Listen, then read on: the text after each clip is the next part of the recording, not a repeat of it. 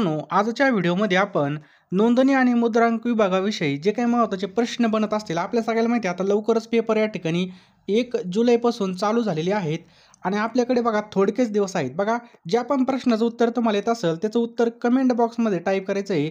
मित्रांनो, ही PDF download करण्यासाठी description बॉक्समध्ये आपण आपल्या टेलिग्रामची लिंक टाकलेली बघा, हिरकणी अकॅडमी. या टेलिग्राम लिंकवर क्लिक करून तुम्ही नक्कीच आपलं चॅनल जॉईन करा. त्या ठिकाणी तुम्हाला ही PDF मिळून जाईल. आणि मित्रांनो, तसेच तुम्ही जर आपल्या चॅनलवरती नवीन असाल आणि इथून पुढे बघा जे काही पेपर होणार आहेत नोंदणी आणि मुद्रांक विभागाचे, ते सगळे आपण या ठिकाणी टाकणार आहोत. तुमचा पेपर कधी हे कमेंट बॉक्समध्ये नक्कीच कळवा. सेंटर कुठं आलं हे सुद्धा कळवा. आणि मित्रांनो, आपल्या चॅनलवर तुम्ही नवीन असाल आणि असेच व्हिडिओ पाहिजे असतील तर चॅनलला लगेच सबस्क्राईब करून ठेवा आणि बेल आयकॉन ऑन करा. चला, प्रश्न क्रमांक 1 आहे आणि ज्या पण प्रश्नाचं उत्तर येत असेल त्याचं उत्तर कमेंट बॉक्समध्ये टाईप करायचं आहे. भारताचे सध्याचे उपराष्ट्रपती कोण आहेत? अतिशय महत्त्वाचा प्रश्न आहे. सध्याचे उपराष्ट्रपती कोण आहेत याचं उत्तर कमेंट बॉक्समध्ये टाईप करा. तर सर्वांचं बरोबर आहे मित्रांनो. ऑप्शन क्रमांक 3 जगदीप धनखड हे सध्याचे काय आहेत बघा, उपराष्ट्रपती पहा. आणि मित्रांनो, हे 14वे उपराष्ट्रपती म्हणून यांनी 11 ऑगस्ट 2022ला शपथ घेतलेली पहा. 2022 रोजी शपथ यांनी घेतलेली आहे. ते मूळचे राजस्थानचे आहेत आणि ते पेशाने वकील आहेत बघा. उपराष्ट्रपती संदर्भामध्ये कलम विचारलं तर मित्रांनो लक्षात ठेवा, कलम 63 याचं योग्य उत्तर आहे पहा. शपथ कोण देतं? राजीनामा कोणाकडे दिला जातो? तर राष्ट्रपतीकडे राजीनामा दिला जातो. घटनेचा स्रोत जर विचारला मित्रांनो, अमेरिकेची राज्यघटना आहे त्यामधून आपण हे स्वीकारलेले आहे. आणि हे पण पॉईंट लक्षात ठेवा की ती राज्यसभेचे पदसिद्ध अध्यक्ष असतात, बरोबर. आणि मित्रांनो, आपल्याला विचारलं भारताचे पहिले उपराष्ट्रपती कोण होते? तर लक्षात ठेवा, डॉक्टर सर्वपल्ली राधाकृष्ण पहिले होते पहा. प्रश्न क्रमांक पुढचा आहे पहा, टिंबटिंब या साली रशियामध्ये राज्यक्रांती झाली. तर मित्रांनो, 1917मध्ये लक्षात ठेवा 24 ऑक्टोबर तारीख पण लक्षात ठेवा बघा. 24 ऑक्टोबर 1917मध्ये रशियात झालेल्या राजकीय उलथापालथीला रशियन क्रांती असं म्हटलं जातं. यामुळे बघा झारची निर्गुण सत्ता लयाला गेली. समजलं? अमेरिकन राज्यक्रांती कधी झाली मित्रांनो? 1775 ते 1783 या दरम्यान झाली होती. जर्मन क्रांती झाली होती 1918 आणि 1919 दरम्यान. चला, पुढचा प्रश्न आपल्या स्क्रीनवर आहे. टिंबटिंब या घटना दुरुस्तीतून पक्षांतर बंदीचा कायदा करण्यात आला. पक्षांतर बंदीचा कायदा. तर लक्षात ठेवा मित्रांनो, ऑप्शन क्रमांक 2 52वी घटना दुरुस्ती. लक्षात ठेवा 52वी घटना दुरुस्ती. या ठिकाणी 42वी घटना दुरुस्ती कशा संदर्भामध्ये? 1976मध्ये सर्वात मोठी घटना दुरुस्ती असल्याने तिला लहान घटना म्हणतात. त्याच्यानंतर मित्रांनो, ही पण लक्षात ठेवा 61वी घटना दुरुस्ती कधी झाली होती? 1988मध्ये झाली होती. का झाली होती? तर बघा, मतदाराचं वय 21 वरून 18 वर्षे करण्यात आलं होतं. नेक्स्ट आहे बघा, DRDO या संस्थेचा उद्देश कोणता आहे? तर बघा, संरक्षण साधने, उपकरणे आणि शस्त्रास्त्र या बाबतीत देशाला स्वावलंबी बनवणे हे याचं मुख्य उद्दिष्ट आहे मित्रांनो. आपल्या सगळ्याला माहिती आहे आता नोंदणी आणि मुद्रांक विभागाचे हॉल तिकीटसुद्धा आलेले आहेत. अजूनसुद्धा मित्रांनो तुम्ही आपल्या नोट्स घेतल्या नसतील तर लवकरात लवकर फोनपेमध्ये जा मित्रांनो आणि लगेच नोट्स घेऊन टाका. पुन्हा मी सांगणार नाही. अनेक विद्यार्थी आपल्या नोट्स घेत आहेत आणि अभ्यासाला लागलेत बघा. ज्यांनी सुरुवातीपासून घेतलेले आहेत त्यांना तर फायदा होणारची. तुम्ही जरी आत्तापासून घेतल्या अजूनसुद्धा आपल्या हातामध्ये वेळ आहे मित्रांनो. आपण अजूनसुद्धा या ठिकाणी रीड करून भरपूर प्रमाणामध्ये कव्हर करू शकतो. मित्रांनो, तुम्ही म्हणत असाल की माझा अभ्यास नाही, माझा टाईम नाही झाला अजून, म्हणजे अभ्यासाला टाईम नाही भेटला. तर मित्रांनो, कधी सुरू करणार आहे? आत्ताच तुम्ही या ठिकाणी सुरू करा. फक्त 149 रुपये आपल्याला जो काही दिलेला फोनपे गुगल पे नंबर आहे 82 75 55 82 83 या नंबरला तुम्हाला 149 रुपये पाठवायचे आहेत आणि लगेच अभ्यासाला लागायचं आहे मित्रांनो. तुम्हाला ह्या नोट्स बघा इतर पेपरला सुद्धा काम येणार आहेत, म्हणजे तुमचे पैसे काय या ठिकाणी वेस्ट जाणार नाहीत मित्रांनो. हे सगळ्या नोट्स मित्रांनो तुम्हाला व्हॉट्सअपला भेटणार आहेत PDF स्वरूपामध्ये. लगेच तुम्ही या ठिकाणी पहा घेऊन टाका. यामध्ये तुम्हाला मराठी व्याकरण, इंग्रजी व्याकरण, त्याच्यानंतर गणित, बुद्धिमत्ता, चालू घडामोडी, इतिहास, भूगोल सगळं भेटणार मित्रांनो. जे काय जनरल टॉपिक आहे सगळे या ठिकाणी मिळणार आहे. त्यामुळे मित्रांनो तुम्ही अजिबात काळजी करू नका की माझे पैसे व्हायला चाललेत. तर मित्रांनो, ह्या नोट्स तुम्हाला लाईफ टाईमसाठी उपयोगी आहे. तुमची एक इन्व्हेस्टमेंट असते. आपण कशी जमीन घेऊन ठेवतो इन्व्हेस्टमेंटसाठी, तसं ह्या नोट्ससुद्धा मित्रांनो आपली एक इन्व्हेस्टमेंट आहे. आपण स्वतःच्या नॉलेजमध्ये मित्रांनो या ठिकाणी भर घालत आहोत आणि लवकरात लवकर मित्रांनो फक्त 149 रुपयाला आपण हे ठेवलेले आहेत. मी तुम्हाला 2K किंवा 2000 किंवा 3000 रुपये नाही मागत. डायरेक्ट मित्रांनो फक्त 149 रुपयाला असणार आहेत. लवकरात लवकर जा मित्रांनो. वेळ फार कमी आहे आपल्याकडे, कारण की बघा आपलं 1 तारखेपासून पेपर पण चालू झालेले आहेत. फक्त 8 दिवसाचा कालावधी उरलेला आहे. लवकरात लवकर जा मित्रांनो, कुठलाही विचार करू नका. फोनपेमध्ये जा, लगेच या ठिकाणी नोट्स घेऊन टाका. मी तुम्हाला लगेच एका सेकंदामध्ये नोट्स पाठवून देईल. चला, प्रश्न क्रमांक पुढचा आहे, भारतातील पहिला सहकारी साखर कारखाना कोणत्या ठिकाणी चालू झाला होता? तर मित्रांनो लक्षात ठेवा, ऑप्शन क्रमांक 1 या ठिकाणी आपलं उत्तर आहे पहा. तर बघा, अहमदनगर म्हणजे अहिल्यानगर या ठिकाणी चालू करण्यात आला होता विठ्ठलराव विखे पाटील यांनी. आलं लक्षात? कारखान्याची बघा 31 डिसेंबर 1950ला स्थापना करण्यात आली होती.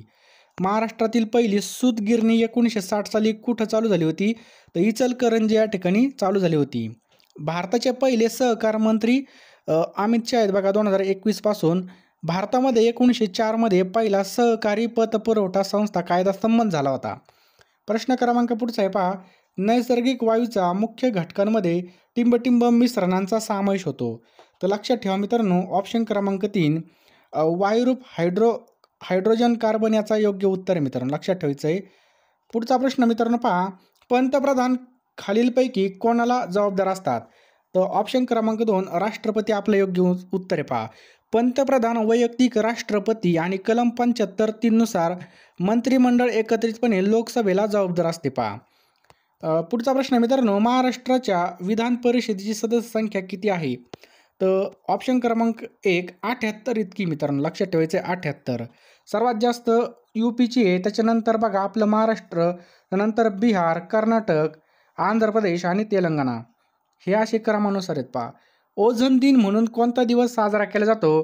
तर लक्षात ठेवा मित्रांनो, 16 सप्टेंबर आपल्या या ठिकाणी योग्य उत्तर आहे पहा, ओझोन दिन. पर्यावरण दिन मित्रांनो 5 जूनला असतो, पर्यावरण दिन 5 जूनला. वसुंधरा दिन मित्रांनो असतो 22 एप्रिलला. कोणता असतो बघा, वसुंधरा दिवस असतो. त्याचबरोबर मित्रांनो मृदा दिन हा 5 डिसेंबरला असतो. हवामान दिन हा 23 या ठिकाणी मार्चला असतो. किती? 23 मार्चला.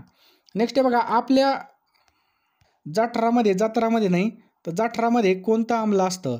तर आपल्या जठरामध्ये या ठिकाणी बघा हायड्रोक्लोरिक आम्ल असतं मित्रांनो, लक्षात ठेवा, हायड्रोक्लोरिक. आणि जठराचा आकार हा इंग्रजीतील जे या अक्षरासारखा आहे, ज्यामध्ये बघा जठररस तयार होतो नाही तर म्हणताना आमरस, जठररस तयार होतो. या जठररसामध्ये विरल हायड्रोक्लोरिक आम्ल असते. जठररसामध्ये बघा रेनिन आणि पेप्सिन 2 विक्रिया सुद्धा असतात. काय असतात? विक्री. कोणते असतात पहा, रेनिन आणि पेप्सिन. अणूच्या केंद्रकामध्ये कोणकोणते घटक असतात? तर लक्षात ठेवा मित्रांनो, अणूच्या केंद्रकामध्ये प्रोटॉन आणि न्यूट्रॉन, म्हणजे ऑप्शन या ठिकाणी दोन्ही पण या ठिकाणी योग्य आहेत. प्रश्न क्रमांक 14 आहे, महाराष्ट्रामधील सर्वाधिक वन आच्छादित असलेला जिल्हा कोणता आहे? सर्वात जास्त वन, तर मित्रांनो हा जिल्हा आहे गडचिरोली. बघा, राज्यातील अतिशय पूर्वेकडील आणि सर्वाधिक जंगलाचा जिल्हा म्हणून ओळखला जाणारा जिल्हा कोणता आहे? गडचिरोली जिल्हा आहे पहा. राज्यामध्ये सर्वात कमी लोकसंख्येचा घनता असलेला जिल्हा कोणता आहे? सर्वात कमी लोकसंख्येची घनता कुठे? गडचिरोलीमध्येच आहे पहा. आणि सर्वात कमी वनक्षेत्र असलेला जिल्हा मित्रांनो लातूर हा आहे. कोणता आहे? लातूर. नेक्स्ट आहे बघा, जलद, शाश्वत आणि अधिक समावेशक वृद्धी कोणत्या पंचवार्षिक योजनेचे शीर्षक होतं? तर लक्षात ठेवा मित्रांनो, ऑप्शन क्रमांक 2 ही 12वी पंचवार्षिक योजना आहे पहा. 2012 ते 2017 मध्ये 12वी पंचवार्षिक योजना ही शेवटची पंचवार्षिक योजना आहे. यानंतर नियोजन आयोग बरखास्त आणि नीती आयोगाची स्थापना 2015 मध्ये करण्यात आली पहा. नेक्स्ट आहे पहा, 2004 साली GST हा कर कोणत्या समितीने सुचवला होता? तर बघा, केळकर समिती. कोणती समिती होती? केळकर समिती. GST म्हणजे काय मित्रांनो? Goods and service tax. याला वस्तू व सेवा कर हा एक अप्रत्यक्ष कर आहे बघा. GST लागू करणारं पहिलं राज्य जर विचारलं तर आसाम हे राज्य आहे मित्रांनो. कोणतं आहे पहा? आसाम. समजलं? त्याचसोबत GST घटना दुरुस्ती किती आहे मित्रांनो? तर 101वी घटना दुरुस्ती आहे. GST कधी लागू झाला? तर 1 जुलै 2017ला GST लागू झाला होता. सर्वाधिक GST गोळा करणारं राज्य कोणतं आहे? तर आपलं महाराष्ट्र राज्य आहे बघा. हे सगळे पॉईंट महत्त्वाचे आहेत.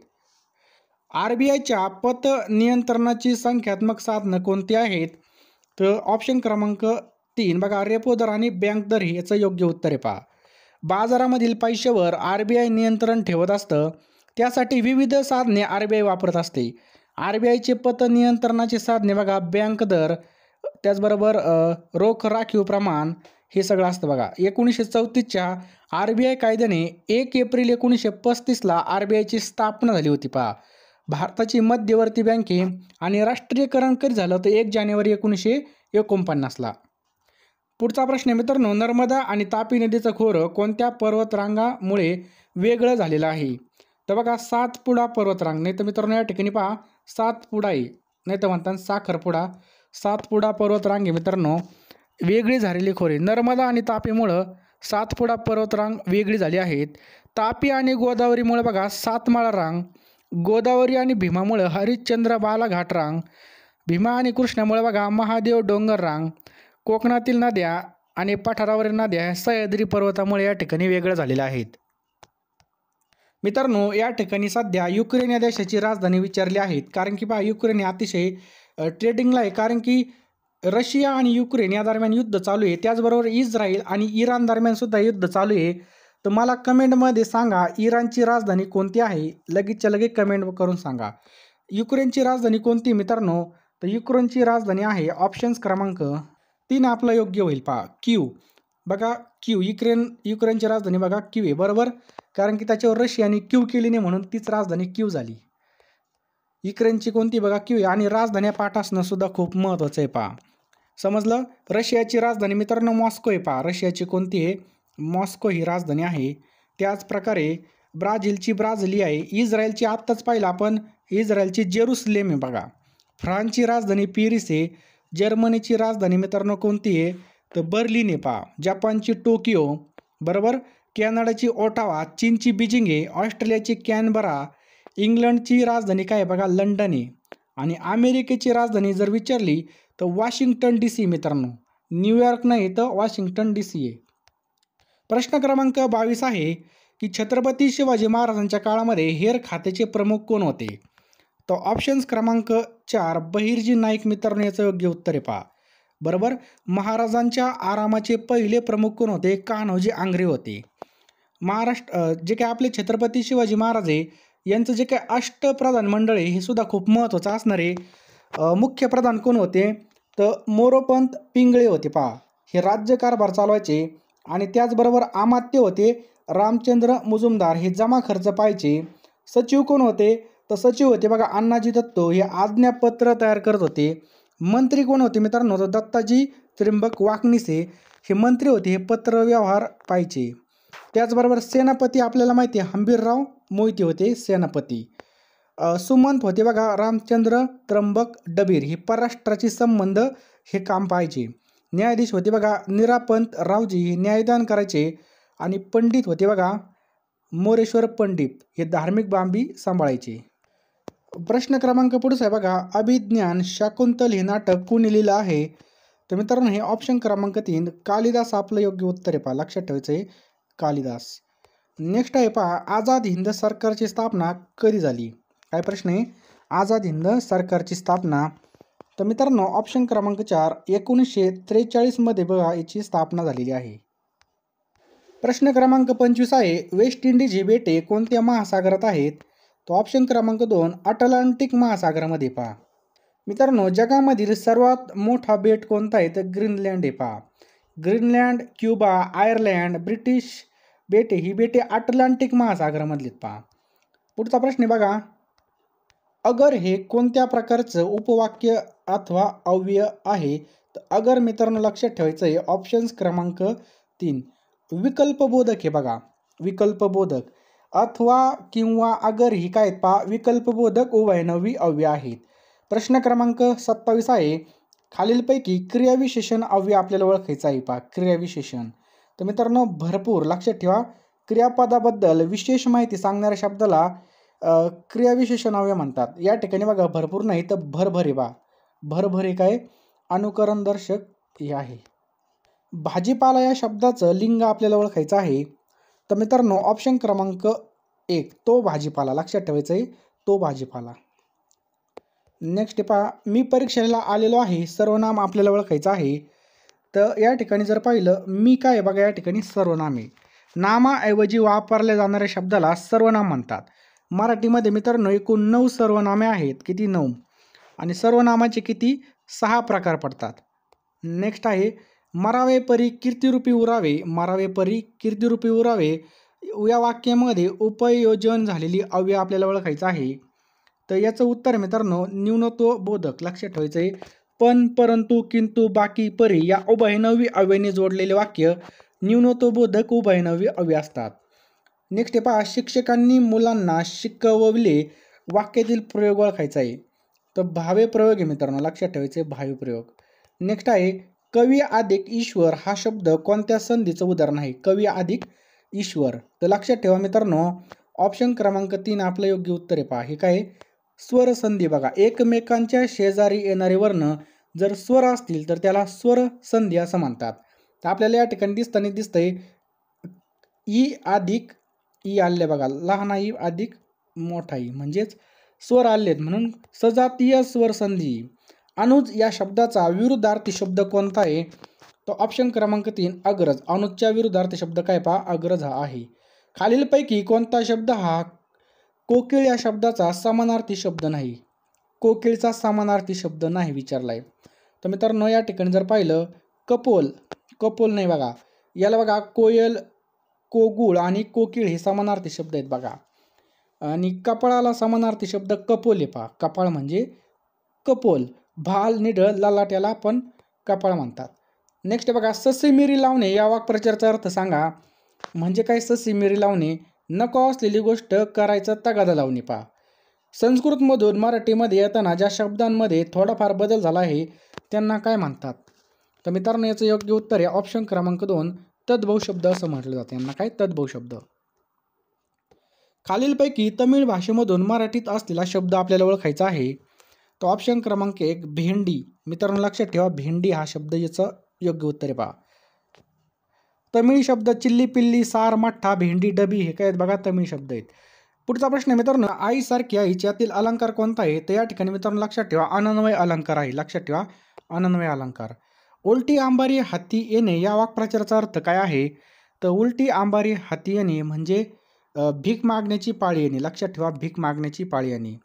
क, च, ट, त, प या गटामधील व्यंजनांना काय म्हणतात?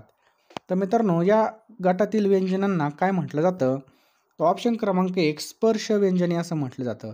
स्पर्श व्यंजने बघा 25 आहेत. त्याची 3 गटामध्ये विभागणी होते, कठोर, मृदू आणि अनुनासिके. नेक्स्ट या प्रश्नाचं उत्तर खाली कमेंट बॉक्समध्ये नक्की टाईप करा. सज्जन या संधी विग्रहाची योग्य संधी निवडायची आहे. याचं उत्तर कमेंटमध्ये नक्की टाईप करा.